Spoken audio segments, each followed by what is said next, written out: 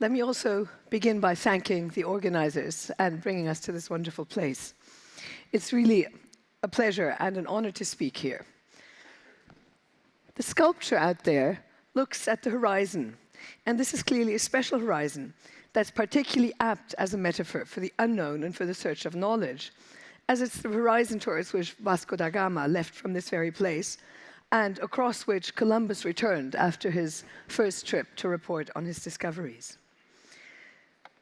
These columns actually remind me of the columns of Hercules at the Straits of Gibraltar, and I don't know whether the artist had that in mind, but these columns are used here on the frontispiece of Francis Bacon's work on the Great Instauration, which says at the bottom, knowledge shall be increased. And he uses this vessel sailing out into the infinite ocean for all the knowledge that remains there for mankind to be discovered.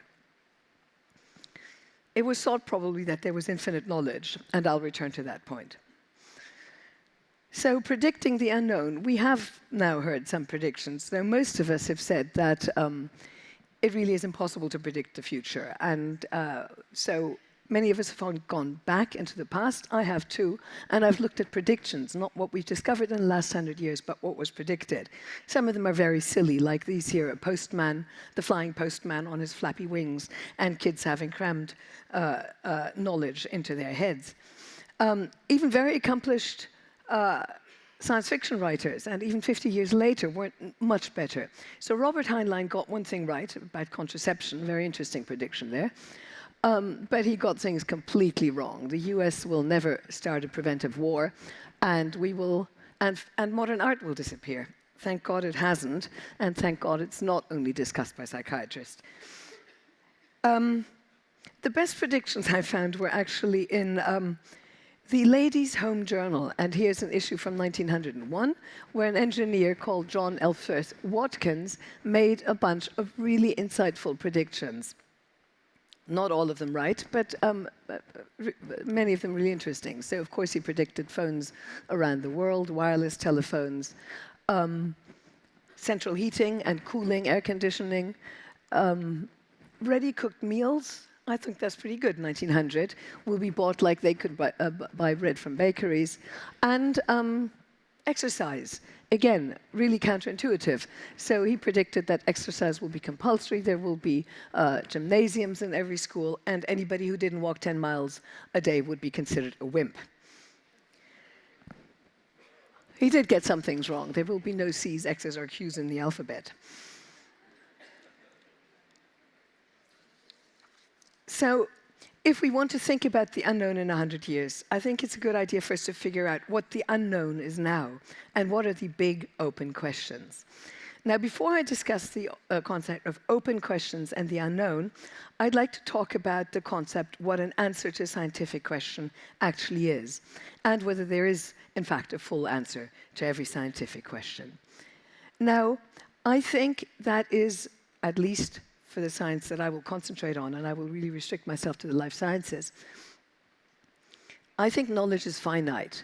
We've clearly heard some infinite knowledge here in physics, and I think physics has to be excluded, and is the science that has time and again shown that the idea that every answer that you find opens up 10 new questions may be true. I don't believe that is true in the life sciences, and it hasn't been true in chemistry.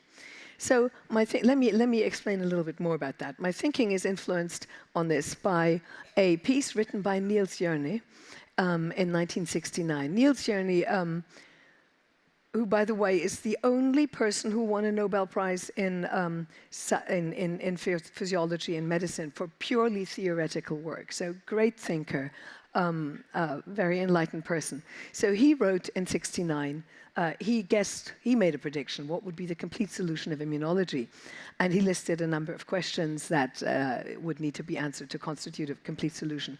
But to explain what a complete solution actually is, what he means by that, he turned to geography. And what he said was, imagine the time before we knew that the Earth was round. The Earth was flat, and so the task of geology was to identify the next island, the next ocean, the next continent beyond, and on and on.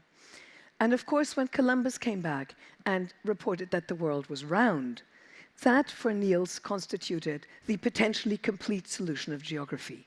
There was an end. All that remained to be done was to fill in the details. Very important details. How deep is the ocean? How high are the mountains? And what are the continents? How exactly do the rivers flow, etc. But in principle, there was a complete solution. And I think that is true for the life sciences for sure. There will be a complete solution. After all, life on Earth is finite. So knowledge about it must be finite. So having said that, I think if we return to what the big questions are, I think they've remained the same, and they're still the big questions. They are, where do we come from, and how do we function? So where do we come from is obviously the question of evolution, and I think we've, in fact, probably understood the big principles of evolution and even the mechanisms of evolution. The other one is, how do we function? Now, I appreciate that there's more to biology than the human body, but we are a good example as part of biology. There's also ecology. There's how do living beings interact, etc. But even in that, we are part of nature, and if we understand ourselves, we'll understand a lot. So understanding what we are and how we function, I think part of that is our physiological body, and we pretty much have got that down. I'll list a few things that we know about that. And the remaining big open question there is the way our mind works. Sydney referred to that, and Bob Horwitz reassured us that in 100 years' time, we will know that too. Now, biology being so close to how our bodies function, and our bodies unfortunately often misfunctioning, there is of course also the desire to cure diseases and to use our knowledge to cure diseases. So I think those are the big challenges then for biology in the next 100 years. Now, let me get to the next slide first. So these are just a few things that we really understand deeply and extremely well. We understand how every cell of our body and of every living being out there functions, in principle, and in some cases in great depth to the atomic detail. We understand how our bodies develop, how we get from a fertilized egg to the people of us sitting here. We understand how we defend ourselves against diseases, immunity. We understand cancer. I think this is interesting because we understand it, but we can't yet cure it. So these two things are not linked. And I could make the list much longer. I want to make it clear that I'm not saying there are no further surprises out there. We have more research to do. We will be kept busy for several more decades, and I'm sure we'll find very unexpected things still. It's interesting, the colleague mentioned the other day to me, saying that probably, in fact, the basic science, the institutes now that do basic science, curiosity-driven, blue sky science, are the ones that will persist, whereas those that are founded to tackle specific problems will become obsolete, will have become obsolete in 100 years. And this one here about the brain is a really interesting one, and we'll see how long that takes. Okay, so let me make a few predictions. And it's interesting that these predictions pretty much chime with what others of the life scientists here have made. We will predict from, and also how we're overtaken by facts as soon as we look. We will be able to predict human appearance, but probably also character and talents from their DNA sequence. Now, we heard yesterday that Craig Venter thinks he can already do that. We'll be able to create new forms of life. We've heard cyborgs and other things. That is really very close, and I'll give you some examples of that. And I want to add, we will be able to control behavior in a very directed way. So why do I believe these? And I don't believe they're 100 years away. They're 10s or 20s of years away. Well, we really have science fiction right here, right now in the life sciences. And what I want to spend the next slides doing is giving you examples. So we can already build human organs in Petri dishes and reinsert them into organisms. We can modify genomes at will. This has been mentioned many times. And we can control behavior. So let's go through a few examples. Pigs have been considered as animals for breeding human organs because they're very similar to us, as Orwell already noted. There are a number of problems with that, which I'll return to, but these problems can be circumvented by actually not growing human organs in animals at all, but growing them in a petri dish. And the most complicated organ to grow is probably the brain. Now, brains have, as you see on the drawing on the right, a very complex structure, many layers of cells that are interconnected in the right way. And on the right, you see, the next slide to the right, is a brain, is a real brain, is a section through a real brain, in which you see two of these layers interconnected and with genes expressed in them in the proper manner. And the image on the right is a brain that's been grown in culture from a single cell that's been grown up. And you see that it has recreated this very same structure. So that can be done. Now, what good is a brain in the dish? We want it in our heads. So what good is this unless we can reinsert it back into people or animals? Well, we can't do that with brains yet, but we can do that with other organs. Here's a cartoon of a gut, so-called organoid, that's been grown in culture. You can do that, again, from single cells. And what scientists have done here, shown in the cartoon, is to reintroduce such organoids into the gut of an animal that had lesions in his gut, a mouse that had a damaged gut. And these organoids actually reinsert into the gut and heal the wound. And for those of you who think the cartoon is a bit much, the actual photograph of the real thing is on the right. So this works. We can make organs in culture, and we can reinsert them into animals. This isn't any good if we take guts that don't resist organs that resist transplantation or that are incompatible. It's also not good if we take our own cells that are diseased and reimplant them. So what we really want to be doing is to take these organs, take our own cells, cure them of genetic diseases, and then reinsert. And that too is possible. It's been possible by talons, by little enzymes that modify genomes at will, and it's become much more easy now with the CRISPR technology. And here's a case of a little baby that was cured a few weeks ago. Well, she hasn't been cured yet, but her life has been saved by having transplanted into her. She has a leukemia, and she was given donor T cells that had their genomes modified so that the baby wouldn't immediately reject it, and more importantly, that the transplanted cells wouldn't attack her. This is the second case in which genetically modified cells have been used for this. The first one was in HIV patients about a year ago. Now, what I was going to say is, of course, we're limited to doing one or two such gene curings when I first prepared my talk.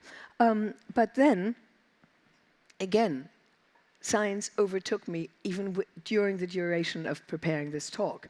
And this is again about the pigs. So what I said about pigs and the difficulties, there's several difficulties. One is always the transplantation antigens, so the incompatibility between donors and acceptors of organ transplants. And the other is that pigs have silent viruses in their genomes, retroviruses, that don't damage them at all. They're silent in the pig genome. But the fear is that if you take something, if this comes in contact with a human genome, that they will mobilize and become infectious viruses. So what George Church, a researcher at Harvard, did actually announced a couple of weeks ago that he's made 80, or to be precise, 83 gene modifications in the cells of this pig that allows it to be used for now growing organs in pigs without these dangers. And he did it with CRISPR, and it was the removal of all of these retroviruses and the changing of cell surface antigens. So we're really there. So like I said, some of the predictions we heard will certainly take less than 100 years. Now, the other example I want to mention is controlling behavior. Again, we are in science fiction country here already. It looks like the movie's not going to work. Okay. So this is a rat brain. A mouse brain looks very similar. And it has these little green cells that determine behavior towards newborn babies. a virgin male mouse that if you let him see mouse babies, he will just attack them and eat them up. A daddy mouse doesn't for a very short period of time. And of course, mummy mice also don't. They look after the baby, they cuddle them, they collect them, they make little nests. And that's an inborn behavior. If you delete this neuron in a mother mouse, she will eat up her own babies. So that's the neuron that controls behavior. Now, what you can do, so you can delete that neuron and then the mother eats her babies. But what you can also do is you can find an artificial way of stimulating this neuron in male mice. And what happens then is what you see in this, and it's working, very good. So this is a daddy. He would normally eat up that mouse, but what you can see, he's collecting the babies, and he's already made a bait for them. He's putting them in there. He's going to look around for more babies, and then he's going to crouch over them and huddle over them and look after them. Only because that particular neuron in his brain is being stimulated, a single neuron. And just because this is so spectacular, the actual data from the paper, this is from Catherine Dulac's lab in Harvard, are shown on the right. So at the top, you have each bar is one mouse, and behavior is denoted by colors. Yellow is grooming of the babies, and red is aggression, and the circle is when the researchers had to stop the experiment because the dad started eating the babies. That's normal males at the top, and at the bottom are these males in which that single neuron is stimulated, and you see they've completely changed their behavior. They've turned on female behavior. So it's just a question of time before we not only understand our brain, but can also manipulate our behavior. So what's left then? Like many others have stated, I think too that what is left is not really for us scientists. It's for society, and it's for politicians. Science has delivered many, many, many options, many possibilities. But what's left is for society to do. And I want to return to the Ladies' Home Journal and pick out another quote that Mr. Watkins made. One of the things is he says about how children will be taught. A university education will be free to every man and every woman. That was in 1900. More than 100 years later, we're still not there. We could do it. Many countries do it. But many countries don't do it. And it's not because of poverty and inequality. The rich countries also don't do it. So I think that's our task then. It's the task of society and politicians to use what science delivers. And hopefully sooner than in 100 years. And I'm leaving this in case you can read it, because it contains many wonderful predictions. Thank you.